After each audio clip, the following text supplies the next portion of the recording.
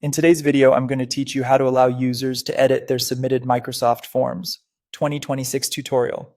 If you've ever had respondents reach out asking to fix a typo or update a detail after submitting, this setting will save you time and make your process more flexible without changing your existing questions or collecting duplicate entries. First, head to Microsoft Forms in your web browser and sign into your account. You'll land on the Forms homepage where you can see your recent forms and quizzes. If you're already working on a specific form, you can open it from here. Otherwise, find the one you want to update. Open your form so you're in the editor view. You should see your questions on the canvas and the toolbar across the top.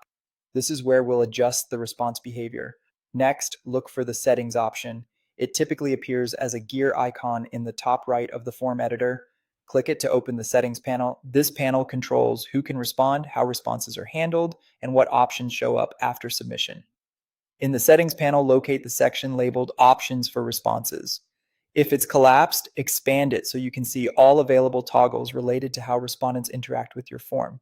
Now turn on the option that says Allow respondents to edit their responses. Check that box. This single change is what enables people to revisit what they submitted and make updates later. A quick note, this affects the current form going forward and applies to each submission individually. Respondents will only be able to edit their own entries using a special link. Here's what your audience will see after they submit.